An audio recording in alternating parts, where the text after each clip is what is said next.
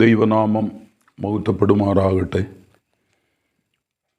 Elohim live മീഡിയയിലൂടെ ദൈവവചനം ശ്രവിക്കുന്ന എല്ലാ മാന്യ ശ്രോതാക്കൾക്കും വേഗം വരുന്ന ക്രിസ്തുയേശുവിൻ്റെ നിസ്തുല്യ നാമത്തിൽ സ്നേഹവന്ദനം ചൊല്ലുന്നു. ഇന്ന് നിങ്ങളോടൊപ്പമായി ദൈവവചനം പങ്കിടുവാൻ ദൈവം അവസരം നൽകിയതോർത്ത് ഞാൻ ദൈവത്തിന് നന്ദി അറിയിക്കുന്നു. കഴിഞ്ഞ സമയങ്ങളിലെല്ലാം ദൈവത്തിൻ്റെ മാറ്റമില്ലാത്ത വചനങ്ങൾ ശ്രവിപ്പാനും നമുക്ക് അനുഗ്രഹങ്ങളെ പ്രാപിപ്പാനും കർത്താവ് സഹായിച്ചല്ലോ. ഇത് കേൾക്കുന്ന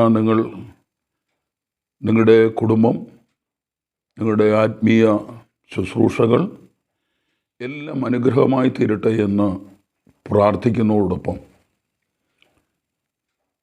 തുടർന്നും നിങ്ങൾ ഈ ശുശ്രൂഷയോടുത്ത് പ്രാർത്ഥിപ്പാൻ കർത്തൃനാമത്തിൽ ഞാൻ ക്ഷണിക്കുകയാണ്. ഇന്ന് നിങ്ങളുമായി ദൈവവചനം പങ്കിടുവാൻ ആഗ്രഹിക്കുന്നത് നെഹമ്യാവിൻ്റെ പുസ്തകത്തിൽ 4 എബ്രായ മാസങ്ങളെക്കുറിച്ച് പറഞ്ഞിട്ടുണ്ട്. അത് നാം ചിന്തിക്കുവാൻ കർത്താവിൽ ശരണപ്പെടുകയാണ്. അതിനാധാരമായി നെഹമ്യാവിൻ്റെ പുസ്തകം 1-ാം അധ്യായം 1-ാമത്തെ വാക്യം, അഹല്യാവിൻ്റെ മകനായ നെഹമ്യാവിൻ്റെ ചരിത്രം. 20-ാം ആണ്ടിൽ കിസ്ലേവ് മാസത്തിൽ ഞാൻ ശൂഷൻ രാജധാനിയിൽ ഇരിക്കുമ്പോൾ, 1-ാം അധ്യായത്തിൻ്റെ 1-ാം വാക്യം, 20-ാം ആണ്ടിൽ കിസ്ലേവ് മാസത്തിൽ ഞാൻ ശൂഷൻ രാജധാനിയിൽ ഇരിക്കുമ്പോൾ. നമുക്കറിയാം, ഭൂമിയിൽ 4 ഋതുക്കളാണ് ഉള്ളത്. 1 വസന്തം, 2 ഗ്രീഷ്മം, 3 ശരത്ത്, 4 ഹേമന്തം. ഈ 4 ഋതുക്കൾ ഈ ഭൂമിയിലുണ്ട്, നമുക്ക് അതറിയാവുന്നതാണ്. എന്നാൽ നെഹമ്യാവിൻ്റെ പുസ്തകം നമ്മൾ പഠിക്കുമ്പോൾ എബ്രായ മാസങ്ങൾ, 4 മാസങ്ങളെക്കുറിച്ച് അവിടെ രേഖപ്പെടുത്തിയിട്ടുണ്ട്. നമുക്കറിയാം, നമ്മൾ ജനുവരി മുതൽ ഡിസംബർ വരെ 12 മാസങ്ങൾ ഉള്ളതുപോലെ തന്നെ എബ്രായ മാസങ്ങൾ 12 ഉണ്ട്. ആബീസ്, Ziv, Sivan, Tammuz, Ab, Elul, Ethanim, Bul, Kislev, Tebeth, Shebat, Adar.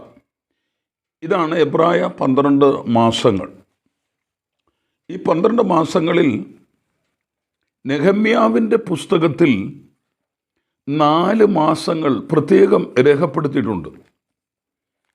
അത് നാം 1-ാമത്തെ വാക്യത്തിൽ വായിച്ചു കേട്ടല്ലോ. 1-ാം അധ്യായത്തിൻ്റെ 1-ാം വാക്യം, 20-ാം ആണ്ടിൽ കിസ്ലേവ് മാസത്തിൽ ഞാൻ ശൂഷൻ രാജധാനിയിൽ ഇരിക്കുമ്പോൾ.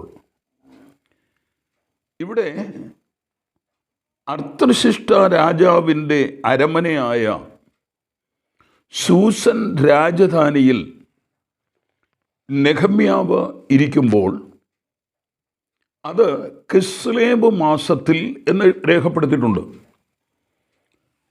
ഈ കിസ്ലേവ് മാസം എന്ന് പറയുന്നത് നവംബർ ഡിസംബർ മാസമാണ്. നമ്മുടെ നവംബർ ഡിസംബർ മാസമാണ് കിസ്ലേവ് മാസം എന്ന് പറയുന്നത്. ഈ മാസത്തിൻ്റെ പ്രത്യേകത നമുക്കറിയാം, തണുപ്പാണ്, ശൈത്യമാണ്. നെഹമ്യാവിൻ്റെ ജീവിതത്തിലെ 4 അനുഭവങ്ങളാണ് ഈ 4 മാസങ്ങൾ നമ്മളെ വിളിച്ചറിയിക്കുന്നത്. 1-ാം അധ്യായത്തിൽ നെഹമ്യാവിൻ്റെ ജീവിതം ഒരു തണുത്ത അവസ്ഥയായിരുന്നു. കാരണം BC 414 ആണെന്ന് തോന്നുന്നു, യെരുശലേം ദേവാലയം ഇടിക്കപ്പെട്ട് അതിൻ്റെ വാതിലുകളെല്ലാം തീ കൊണ്ട് ചുട്ടുകളഞ്ഞ് യെരുശലേമിൻ്റെ മതിലുകളെല്ലാം ഇടിച്ച് തകർത്ത് അവിടെ ഉണ്ടായിരുന്ന ചിലരെ പ്രവാസത്തിലേക്ക് കൊണ്ടുപോയതായിട്ട് ചരിത്രം നമ്മൾ പഠിക്കുന്നുണ്ട്. അങ്ങനെ പ്രവാസത്തിലേക്ക് കൊണ്ടുപോകുന്ന കൂട്ടത്തിൽ നെഹമ്യാവിനെയും നമുക്ക് കാണാൻ കഴിയുന്നുണ്ട്. നെഹമ്യാവ് ചെല്ലുമ്പോൾ അദ്ദേഹത്തെ അർത്ഥശിഷ്ട രാജാവിൻ്റെ അരമനയിൽ മേശയിൽ ശുശ്രൂഷിക്കുന്ന ഒരു ജോലി തനിക്ക് ലഭിക്കുകയുണ്ടായി. നെഹമ്യാവിനെ സംബന്ധിച്ച് ഇപ്പോൾ രാജകൊട്ടാരത്തിലാണ് താൻ ഇരിക്കുന്നത്.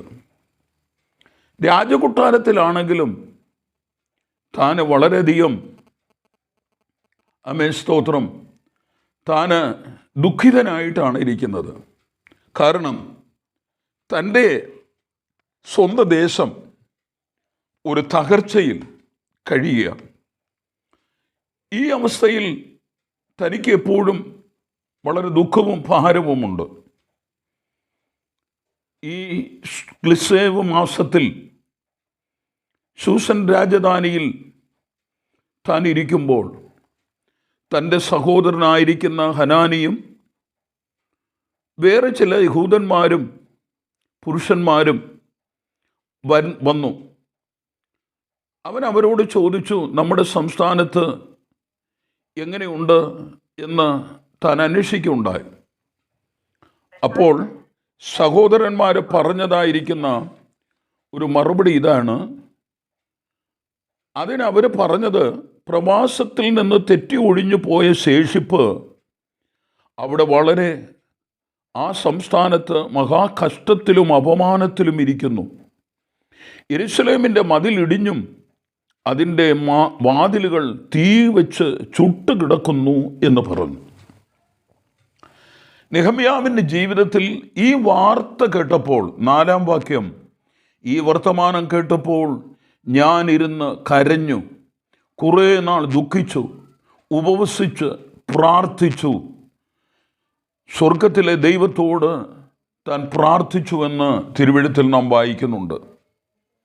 ഈ കിസ്ലേവ് മാസം തണുപ്പിൻ്റെ കാലമായതുപോലെ തന്നെയാണ് നെഹമ്യാവിൻ്റെ ജീവിതത്തിൽ ഒരു വലിയ തണുത്ത അവസ്ഥയായിരുന്നു. കാരണം യെരുശലേമിൻ്റെ മതിലുകളെല്ലാം ഇടിച്ചിട്ടിരിക്കുക, അതിൻ്റെ വാതിലുകളെല്ലാം തീ കൊണ്ട് വെന്ത് കിടക്കുക. നെഹമ്യാവിന് ഒരിക്കലും സന്തോഷമില്ല. താൻ ദൈവത്തോട് പ്രാർത്ഥിക്കുകയാണ്. ഹല്ലേലൂയ. നാം ഇവിടെ നെഹമ്യാവിനെ കുറിച്ച് പഠിക്കുമ്പോൾ നെഹമ്യാവിൻ്റെ പ്രാർത്ഥന അതിൻ്റെ 6 മുതലുള്ള വാക്യങ്ങളിൽ നാം വായിക്കുന്നുണ്ട്. നെഹമ്യാവ് എങ്ങനെയാണ് പ്രാർത്ഥിച്ചത്? 3 കാര്യങ്ങൾ. 1, തൻ്റെ പാപം ഏറ്റുപറഞ്ഞ് താൻ പ്രാർത്ഥിച്ചു. 2, തൻ്റെ കുടുംബത്തിൻ്റെ പാപം ഏറ്റുപറഞ്ഞ് താൻ പ്രാർത്ഥിച്ചു. 3, തൻ്റെ ജനത്തിൻ്റെ പാപം ഏറ്റുപറഞ്ഞ്, അല്ലെങ്കിൽ ദേശത്തിൻ്റെ പാപം ഏറ്റുപറഞ്ഞ് പ്രാർത്ഥിച്ചു. ഒരു പ്രാർത്ഥനയുടെ നല്ലൊരു ചിത്രം നമുക്കിവിടെ കാണാം.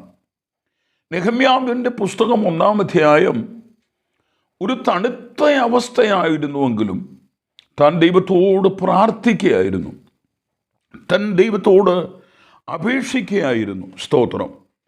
ഹല്ലേലൂയ. അവിടെ നാം ഇങ്ങനെ വായിക്കുന്നത്, എൻ്റെ 11-ാമത്തെ വാക്യം, അടിയൻ്റെ പ്രാർത്ഥനയ്ക്കും നിൻ്റെ നാമത്തെ ഭയപ്പെടുവാൻ താൽപ്പര്യപ്പെടുന്ന നിൻ്റെ ദാസന്മാരുടെ പ്രാർത്ഥനയ്ക്കും ശ്രദ്ധയുണ്ടായിരിക്കണമേ.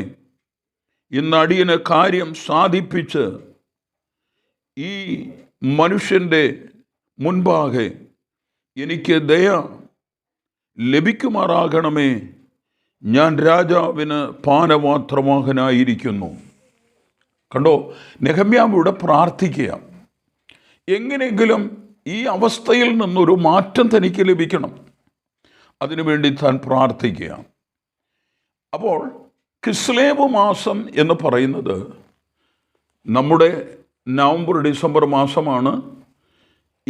ഈ മാസത്തിൻ്റെ അവസ്ഥയെന്ന് പറയുന്നത് തണുപ്പാണ്.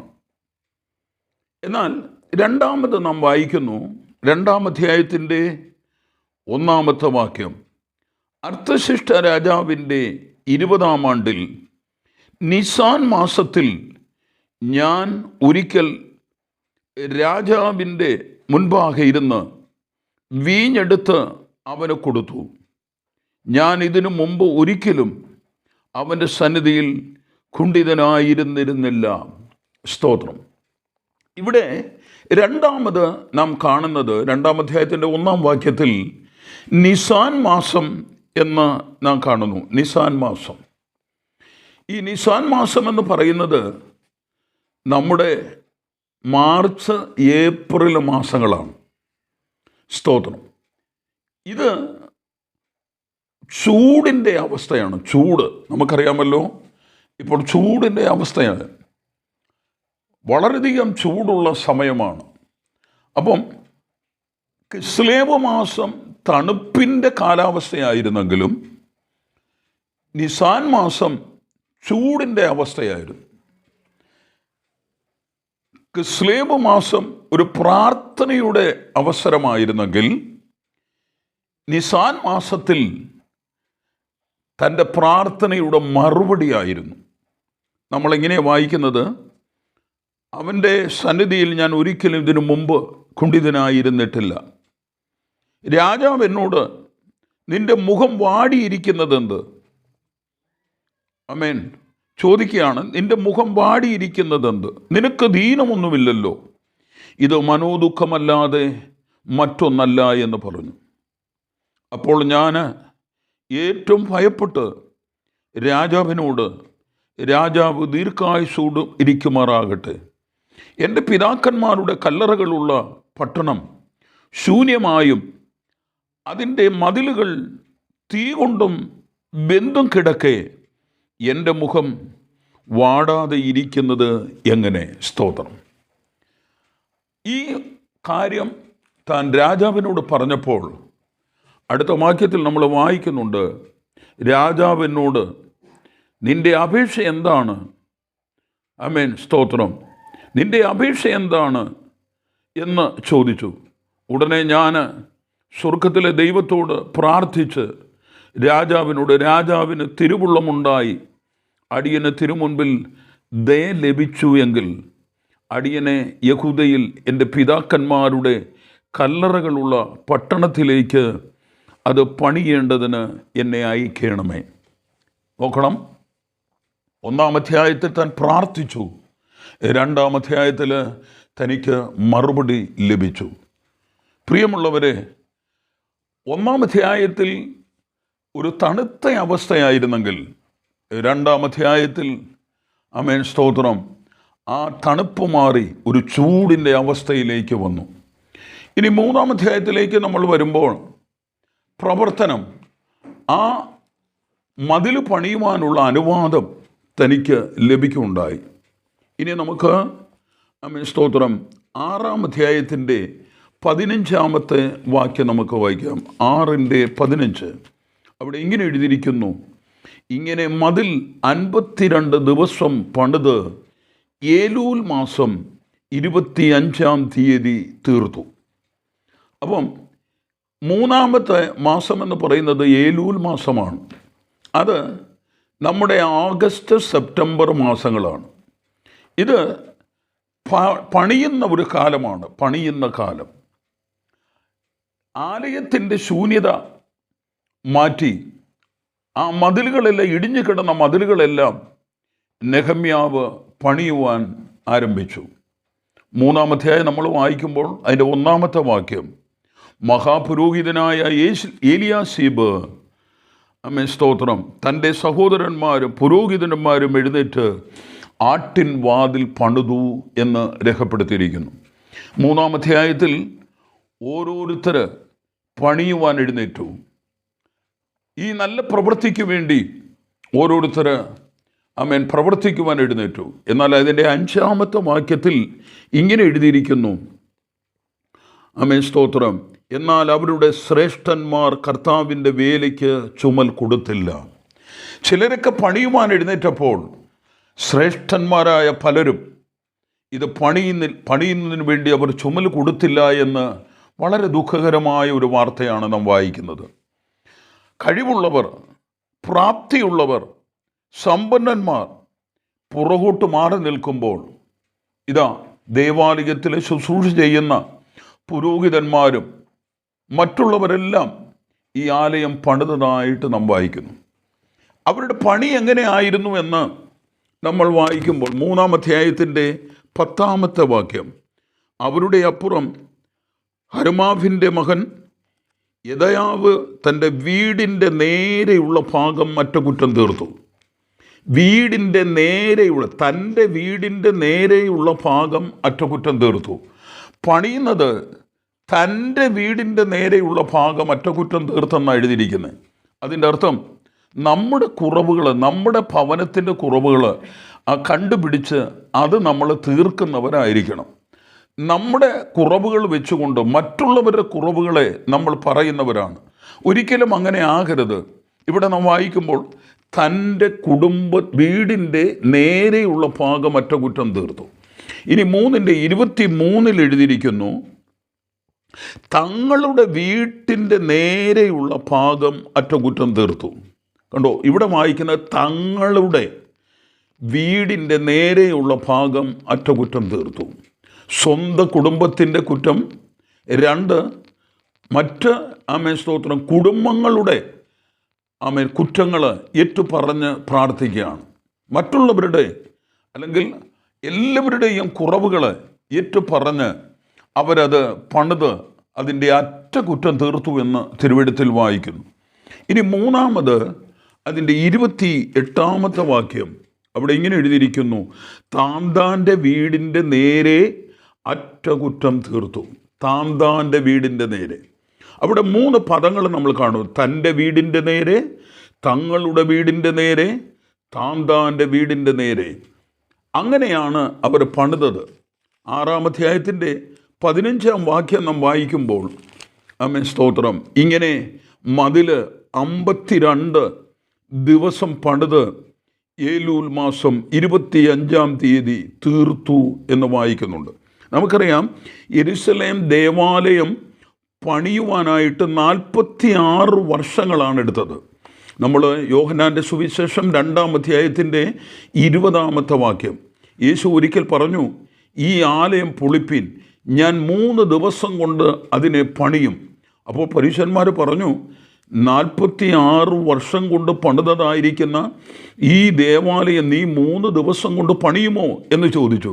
നോക്കണം, അപ്പം യേശു പറഞ്ഞത് ദേവാലയത്തെക്കുറിച്ചല്ല, തൻ്റെ ശരീരമാകുന്ന ദേവാലയത്തെക്കുറിച്ചാണ് കർത്താവ് പറഞ്ഞത്. സ്തോത്രം. പക്ഷേ 46 വർഷങ്ങൾ കൊണ്ട് പണിതതായിരിക്കുന്ന ദേവാലയത്തെ ഇതാ അതിൻ്റെ മതിലുകളെ ഇവിടെ നാം വായിക്കുന്നത് 52 ദിവസം കൊണ്ട് നെഹമ്യാവ് പണിത് തീർത്തു എന്ന് വായിക്കുന്നുണ്ട്. ഇത് പണിയുടെ കാലമാണ് ഏലൂൽ മാസം എന്ന് പറയുന്നത്.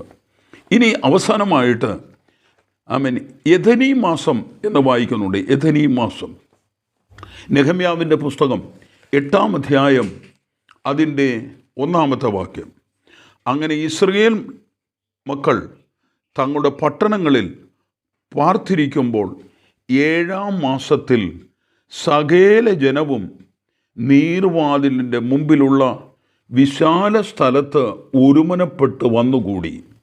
ഇവിടെ 7-ാം മാസം എന്ന് പറയുന്നത് സ്തോത്രം യഥനീ മാസമാണ്. 1 രാജാക്കന്മാർ 8-ാം അധ്യായത്തിൻ്റെ 2-ാമത്തെ വാക്യമാണ്. ഈ മാസത്തിൻ്റെ പ്രത്യേകത എന്നത് കൊയ്ത്ത് കാലമാണ്, ഫലശേഖരണത്തിൻ്റെ ഒരു കാലമാണ്. സ്തോത്രം. അപ്പം അവർ ആലയം പണിത് അതിൻ്റെ പൂർത്തീകരണ സമയത്ത് 7-ാം മാസം സ്തോത്രം അല്ലെങ്കിൽ ഏലൂൽ മാസം ഈ ആലയ പ്രതിഷ്ഠ നടത്തുകയാണ്. അപ്പോൾ എല്ലാവരും അതിൻ്റെ പണിക്ക് വേണ്ടി ആമേൻ സ്തോത്രം ഫലശേഖരമായിട്ട് കടന്നു വരികയാണ്.